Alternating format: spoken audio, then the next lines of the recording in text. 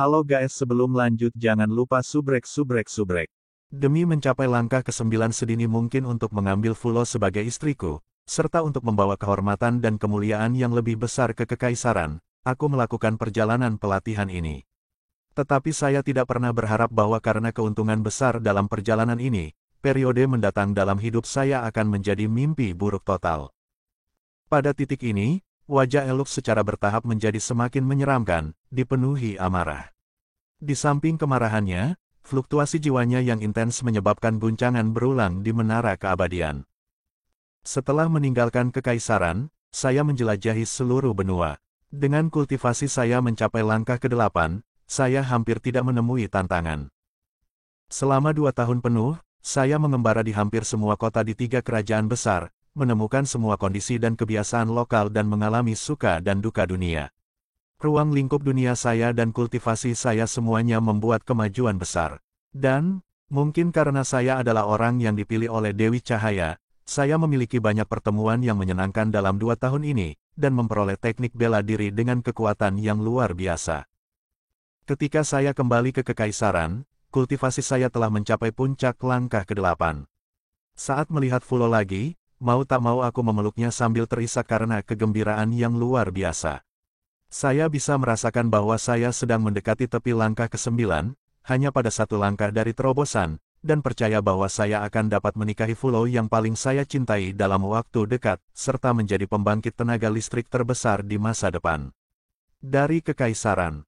Pada saat itu, saya hampir tidak memiliki gagasan tentang skema, dan memberitahu Fulo tentang semua berbagai petualangan saya selama 2 tahun pelatihan ini, untuk berbagi perasaan yang saya miliki selama pertemuan yang mengharukan ini dengannya. Namun, sesuatu yang sedikit tidak menyenangkan terjadi pada saya kemudian, putra paus tertinggi tiba-tiba bergabung dengan Akademi Sihir Kekaisaran untuk belajar. Saat itu, saya merasa sangat aneh, mengapa dia datang ke sana. Dibandingkan dengan Kekaisaran Pombo kita, Gereja Agung seharusnya telah mencapai tingkat penelitian sihir yang lebih dalam, jadi dia tidak perlu sama sekali datang ke sini untuk melanjutkan studinya. Namun, saya tidak terlalu memikirkannya karena kegembiraan saya di ambang menikahi Fulo. Setelah saya memberitahu Fulo segalanya tentang perjalanan saya, dia sangat tertarik dengan teknik bela diri yang saya peroleh dalam pertemuan saya, berharap saya bisa menyerahkannya untuk dia pelajari, tetapi saya menolaknya. Teknik bela diri itu tentu saja ajaib, tetapi itu sama sekali tidak dapat dipelajari atau digunakan, karena itu membutuhkan biaya yang terlalu besar, dan saya khawatir dia akan terluka dalam prosesnya. Apakah kamu tahu teknik bela diri macam apa itu? Bahkan sekarang, saya masih merasa itu benar-benar ajaib. Meskipun itu hanya sebuah gerakan, itu membutuhkan harmonisasi sempurna dengan jiwa pemiliknya untuk dieksekusi. Tampaknya berasal dari suku kuno dari dunia lain. Jenis teknik jiwa bela diri, teknik ini memiliki nama yang sangat aneh, disebut teknik kulit kura-kura. Ketika saya baru saja mendapatkannya, saya masih menganggapnya sebagai seni bela diri defensif, tetapi setelah penelitian mendalam, saya menemukan bahwa itu hampir tidak ada hubungannya dengan pertahanan, tetapi merupakan kemampuan prediksi. Saat itu, Gereja Agung adalah satu-satunya entitas lain di seluruh benua yang memiliki seorang utusan. Saya juga memiliki pemahaman tentang itu, yang bisa mereka prediksi hanyalah masa depan. Adapun teknik bela diri itu, penggunaannya akan melakukan semacam ramalan, dengan aspek yang sangat sombong, tanpa syarat. Meluncurkan teknik kulit kura-kura akan bertindak pada semua makhluk hidup dalam ruang lingkupnya, tidak terkecuali pengguna. Dan bahkan jika dewa berada di area efek, dia juga tidak akan memiliki kekebalan, sama terpengaruh oleh kontrol absolutnya. Ini adalah teknik yang menakutkan. Tetapi pada saat yang sama, karena memiliki efek absolut, itu membawa bahaya tertentu. Teknik ini memiliki ketidakpastian yang besar, setelah menggunakannya, pengguna tidak akan memiliki kendali atas efeknya. Dengan kata lain, efeknya mungkin positif dan bisa juga negatif. Tapi tidak peduli apa, pengguna harus menanggung beban, jadi menggunakannya sangat mungkin menawarkan pengguna sebagai pengorbanan untuk teknik kulit kura-kura setelah beberapa kali digunakan jika mereka tidak beruntung. Bagaimana saya bisa bersedia mempelajari teknik bela diri seperti itu? Atau bahkan memberikannya kepada Fulo? Bagaimana saya bisa bersedia mempelajari teknik bela diri seperti itu? Atau bahkan memberikannya kepada Fulo? Bagaimana saya bisa bersedia mempelajari teknik bela diri seperti itu? Atau bahkan memberikannya kepada Fulo? Pada titik ini, Elux memiliki pandangan yang sangat pahit, tapi Fulo tidak mengerti usaha keras saya. Dia pikir saya ingin menyimpannya untuk diri saya sendiri, dan dengan demikian menolak untuk mengirimkannya ke orang lain. Efek absolut dan efisiensinya terhadap dewa bahkan terlalu memikat, membuatnya benar-benar tidak dapat memperlakukannya dengan enteng. Mengapa dia tidak mempertimbangkan bahwa jika saya benar-benar ingin menyimpannya untuk diri saya sendiri, maka saya tidak akan memberitahunya tentang hal itu. Awalnya, saya berpikir bahwa dia hanya sementara membiarkan emosinya memengaruhi keputusannya dan tidak terlalu memikirkannya, kemungkinan akan tenang setelah 2 hari. Seperti yang diharapkan, ketika saya pergi mencarinya 2 hari kemudian, dia tampaknya telah pulih sepenuhnya, hanya tampak seolah-olah dia masih memiliki beberapa kekhawatiran. Tapi sikapnya padaku sama seperti sebelumnya, dan masalah hari itu tidak disebutkan lagi. Saya tidak pernah berharap dia menjadi gadis berhati ular, yang telah mengeksekusi rencananya terhadap saya. Elux menggertakkan giginya saat seluruh tubuhnya bergetar, jelas karena pengalaman yang dia alami saat itu terlalu menyakitkan. Kemudian pada hari yang cerah dengan cuaca yang baik, dengan langit biru yang membentang terus-menerus di atas cakrawala, dan sinar matahari sangat berlimpah. Esensi cahaya yang intens membawa rasa harmoni yang tak terlukiskan bagi saya sebagai Scion of Light. Sinar matahari ini sangat ideal. Fulo telah mengundang saya untuk pergi jalan-jalan, yang tentu saja saya setujui dengan senang hati, dan bahkan mengatakan kepadanya bahwa saya akan mengasingkan diri untuk mengincar langkah ke-9 setelah tamasya itu, untuk meminta Yang Mulia tangannya setelah saya berhasil mencapai terobosan ini. Pada saat itu, saya percaya Yang Mulia setidaknya akan menawarkan saya tingkat bangsawan Viscount, serta gelar penyihir istana. Kami keluar dari kekaisaran, menuju pinggiran, dan tepat ketika kami keluar untuk tur pemandangan, saya tiba-tiba menemukan bahwa kami dikelilingi, sejumlah besar pria berpakaian hitam menyegel setiap rute pelarian kami. Orang-orang ini bertopeng dari ujung kepala hingga ujung kaki, membuat sedikit pun kulit mereka tidak terlihat. Setelah muncul, mereka meluncurkan serangan panik pada kami. Pada saat itu, Fulo dalam keadaan linglung, tampaknya bahkan lupa tentang penggunaan sihir meskipun kultivasinya mencapai langkah ke-8. Sebagai seorang pria, melindungi wanita saya sendiri tampak seperti akal sehat di mata saya, terutama dengan betapa sombongnya saya saat itu. Mengandalkan kultivasi saya mencapai puncak langkah ke-8, saya memanfaatkan berbagai sihir yang telah saya teliti dengan susah payah. Pria berpakaian hitam itu sangat kuat, tetapi banyak dari mereka terbunuh di tanganku. Namun, mereka hanya tumbuh semakin banyak, masing-masing mencapai setidaknya langkah ke-7. Saya merasa sangat aneh pada waktu itu, jika banyak pembangkit tenaga listrik dari 2 kerajaan besar lainnya benar-benar disusupi, bagaimana pembangkit tenaga listrik dari kerajaan kita dapat mengabaikan mereka sedemikian rupa. Jika ini terus berlanjut, saya takut Fulo dan saya tidak akan pernah bisa lolos, jadi saya membuat keputusan segera untuk membawa Fulo keluar untuk segera keluar dari pengepungan. Pada saat ini, Fulo tampaknya telah memulihkan kesadarannya, segera menggunakan berbagai mantra pemanggilan untuk membantuku, dan kami mengendarai binatang pemanggilnya untuk melarikan diri kembali ke kekaisaran. Seperti yang kami pikir musuh sudah tidak lagi mengejar kami bergegas keluar dengan kecepatan penuh, dan tembok kekaisaran yang jauh bahkan mulai terlihat. Tapi tiba-tiba, sedikit rasa dingin meresap ke dalam hatiku, dan ketika aku menundukkan kepalaku, aku menemukan belati hitam pekat menembus dadaku, pegangannya dipegang di tangan Fulo. Pada titik ini, Long Hao Shen dan Chair tidak bisa membantu tetapi berteriak ketakutan. Mereka tidak pernah mengharapkan putri Fulo ini untuk benar-benar mengkhianati Elux, mereka adalah sepasang kekasih yang telah bersumpah janji cinta abadi.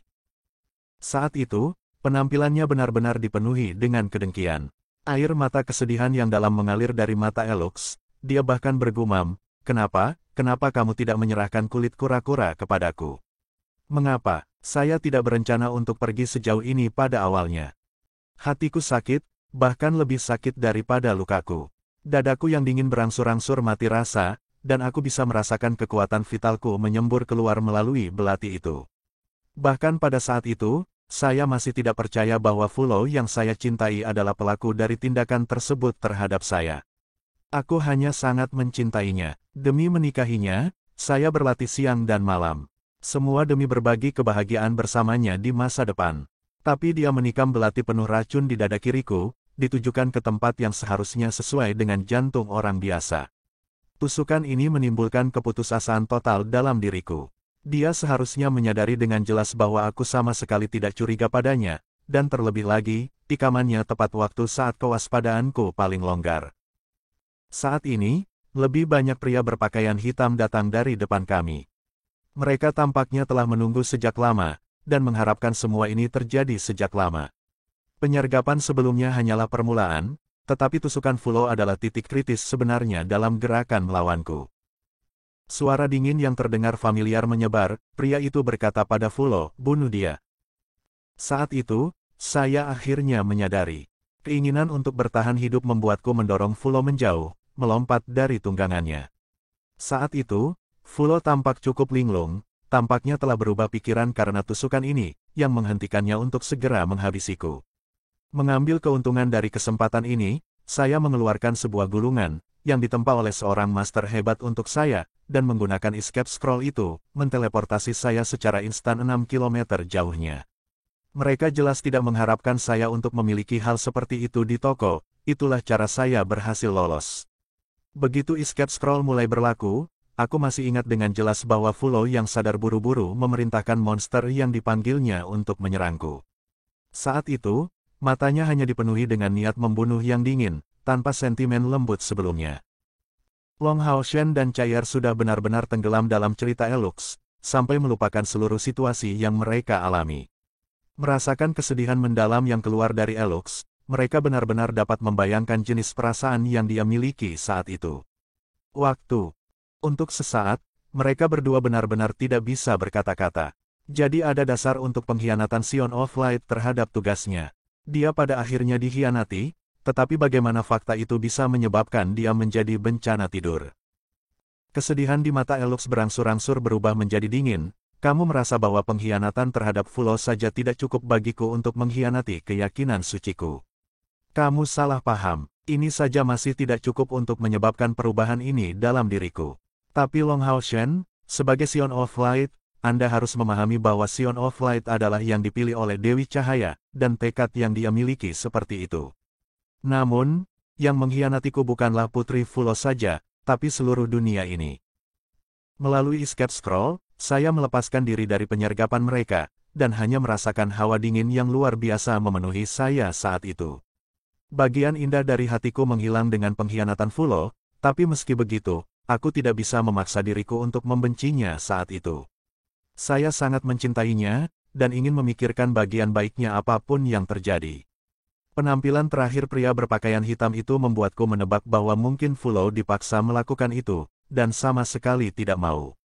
Meskipun aku jelas menyadari bahwa, sebagai sang putri, hampir tidak mungkin ada orang yang bisa memaksanya, aku masih ingin mempertahankan cara berpikir ini.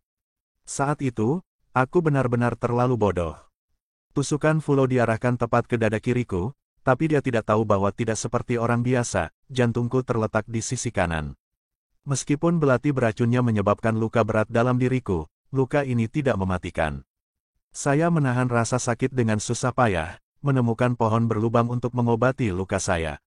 Mengandalkan obat-obatan yang saya dapatkan dalam petualangan saya mengeluarkan racun dari tubuh saya sebelum secara bertahap menghilangkan semua racun ini dengan menggunakan esensi cahaya murni saya. Proses ini menyakitkan dan panjang, tetapi saya tahu dengan sangat jelas bahwa bahkan jika saya ingin Fulo mengklarifikasi semua ini, saya harus terlebih dahulu menunggu tubuh saya pulih sepenuhnya untuk itu. Saya mendengar banyak brouhaha di luar pohon berlubang dalam prosesnya, seolah-olah pasukan besar dipindahkan.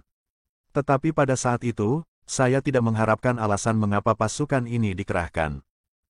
Butuh waktu 2 bulan penuh agar luka saya sembuh, dan kultivasi saya pulih. Aku diam-diam keluar dari pohon berlubang untuk kembali ke Kekaisaran. Tapi sebelum sampai di gerbang kota, pemandangan yang menggelegar muncul di hadapanku. Pengumuman yang sangat jelas dari keluarga kerajaan ditampilkan tepat di dekat gerbang kota, di mana tertulis, Adipati Kekaisaran, Elux, yang menyerang Putri Fulo untuk mencuri teknik bela diri yang kuat, menyambarnya dan membuatnya bertahan. Luka berat, dicari karena kejahatan pengkhianatan. Seluruh keluarga mereka akan dirampas dari wilayah mereka, dan mendapatkan hukuman mati. Setiap orang biasa yang melaporkan jejak penjahat akan mendapatkan hadiah 10.000 koin emas. Saya benar-benar tidak menyangka mereka menggunakan cara tercela seperti itu, benar-benar membuat tuduhan palsu seperti itu. Selanjutnya, pengumuman dari keluarga kerajaan ini bukan satu-satunya. Ada juga pengumuman dari gereja agung dengan isi yang sama, menunjukku sebagai bidat yang dirusak oleh kegelapan. Pada saat itu, saya mengambil setengah jam penuh untuk secara bertahap kembali ke akal sehat saya. Aku sangat mencintai Fulo, tapi aku tidak bodoh. Jika saya tidak menyadari plot besar ini ditujukan terhadap saya pada saat itu, saya tidak akan cocok untuk menjadi pewaris identitas Sion of Light. Saya segera bersembunyi untuk menyamar, berpikir pada saat itu bahwa saya harus menemukan bukti bahwa mereka menipu Yang Mulia dan gereja untuk membuktikan bahwa saya tidak bersalah. Elemen kunci dari bukti ini terletak pada Fulo, itulah sebabnya saya pergi mencarinya untuk memperjelas. Mungkin karena beberapa tahun telah berlalu, atau mungkin karena aku dianggap mati karena racun, kekaisaran tidak menerapkan tindakan darurat. Jadi setelah saya menyamar, kembali ke ibu kota kekaisaran sangat mudah. Melihat tempat-tempat yang sebelumnya akrab ini, hatiku sangat sakit. Pada malam hari, saya diam-diam menyusup ke istana kerajaan, masih sangat akrab dengan tempat itu. Meskipun saya seorang penyihir, memiliki kultivasi yang mencapai langkah ke-8, saya memiliki banyak cara untuk menyusup ke tujuan saya. Datang ke tempat tinggal Fulo, saya melihat pria lain di sana. Putra dari paus tertinggi, Pelo. Mereka sedang berdiskusi, dan itu di kamar Fulo. Saat itu, aku sudah menebak-nebak tentang hubungan di antara mereka, tapi masih tidak mau mempercayainya. Tetapi ketika saya mendengar dengan jelas isi pembicaraan mereka, saya akhirnya menyadari betapa bodohnya saya, dan sejauh mana plot itu. Saat itu, Fulo menanyai Pelo tentang mengapa mereka tidak menemukanku, dan dia menjawab bahwa dia telah memobilisasi kekuatan gereja agung, mencocokkan dengan pasukan kekaisaran untuk menemukan jejakku, hidup atau mati. Teknik bela diri di tangan saya harus diambil, dengan biaya berapapun. Saya secara bertahap membangun semuanya dari petunjuk yang saya dengar di tengah-tengah percakapan mereka. Ternyata sejak saya keluar selama beberapa tahun, Pelo sudah melakukan perjalanan ke Akademi Kekaisaran, dengan dua tujuan dalam pikiran. Salah satunya adalah membahas masalah menarikku ke gereja agung dengan kaisar, dan yang kedua, untuk mengejar Fulo. Awalnya, Yang Mulia tidak tertarik untuk membujuk saya untuk bergabung dengan gereja agung. Tapi Pelo bersikeras, menggunakan cara yang tak terhitung jumlahnya untuk merayu Fulo. Meski begitu, Fulo menjadi sangat materialistis, karena kecepatannya yang luar biasa dan daya tarik dari berbagai teknik bela diri dan pil yang dimiliki gereja agung, dia akhirnya menyerah pada pelanggaran terus-menerusnya. Pero mengatakan kepadanya bahwa Sion of Light akan menjadi ancaman bagi gereja agung, maka gereja harus benar-benar menyingkirkan saya, untuk memastikan aturan abadi mereka pada saat dia akan menjadi paus dan Fulo akan menjadi permaisurinya.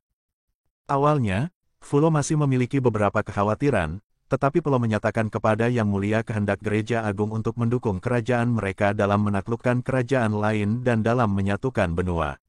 Lebih-lebih lagi, dia berjanji pada Fulo untuk memberinya semua teknik bela diri dari saya untuk dipelajarinya. Baik keluarga kerajaan maupun Fulo akhirnya terjerat oleh keuntungan seperti itu, sedangkan saya menjadi korban untuk semua keuntungan yang akan didapat. Ini seharusnya menjadi rencana yang sempurna, dengan mengambil keuntungan dari perjalanan yang saya ambil dengan Fulo untuk menyergap saya.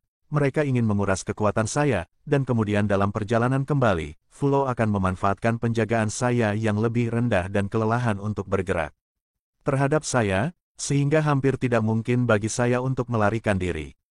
Pada saat itu, mereka hanya perlu membunuhku dan melaporkanku sebagai pengkhianat kekaisaran dan gereja, sehingga meskipun reputasiku sebagai kebanggaan kekaisaran, kebenaran di balik konspirasi ini akan dengan cepat tenggelam. Saya sangat membenci mereka, saya tidak pernah berharap tanah air saya, kekasih saya, dan keyakinan saya untuk benar-benar mengkhianati saya bersama.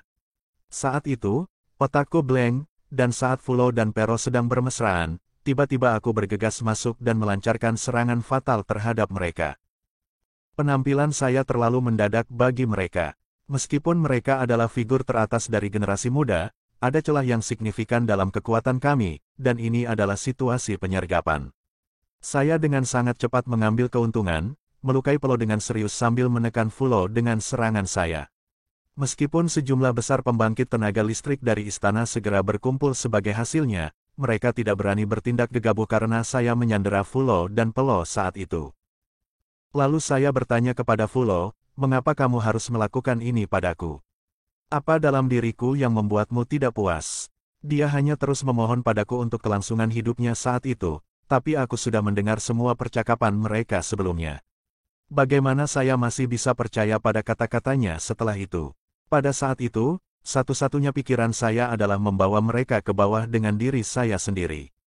Mantan saya sangat bangga. Pada saat itu, saya telah direduksi menjadi pengkhianat bangsa, sama sekali tidak dapat menerima kejatuhan yang begitu besar. Tidak memiliki keterikatan lagi dengan hidup saya sendiri, saya hanya ingin menjatuhkan pasangan yang selingkuh ini bersama saya. Tetapi Pelo itu, bagaimanapun juga, adalah putra Paus, yang memiliki banyak sarana untuk bertahan hidup. Tepat ketika saya siap untuk menjatuhkan mereka dengan diri saya sendiri, dia menggunakan cara luar biasa untuk memanggil serangan Paus, menyebabkan saya terluka parah. Dan, pada akhirnya, karena saya tidak tahan untuk bergerak melawan Fulo, saya hanya bisa memilih untuk melarikan diri dari pengepungan.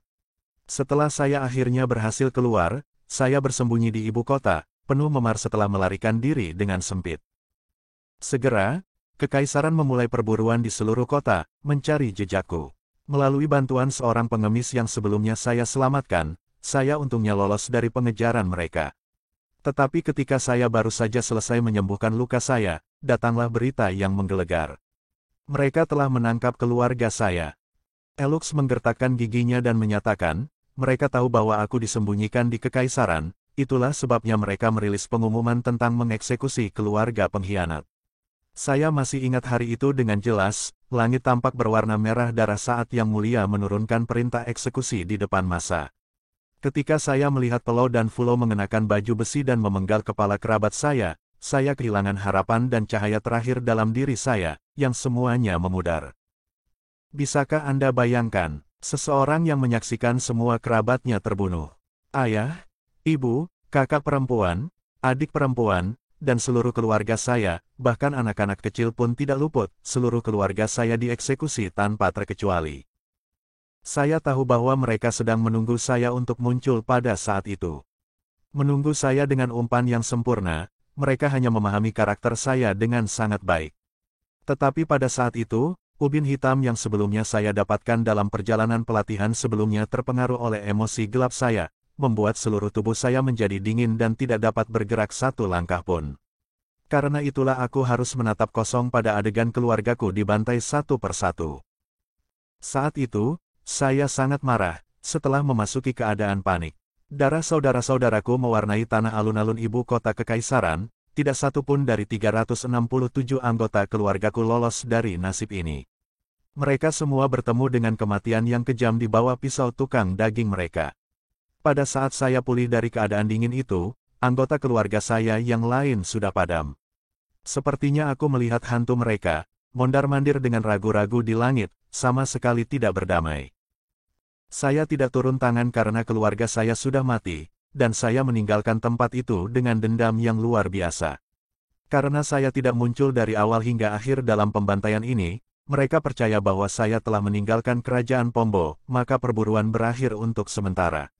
Sebaliknya, mereka terus mencari jejak saya di seluruh benua.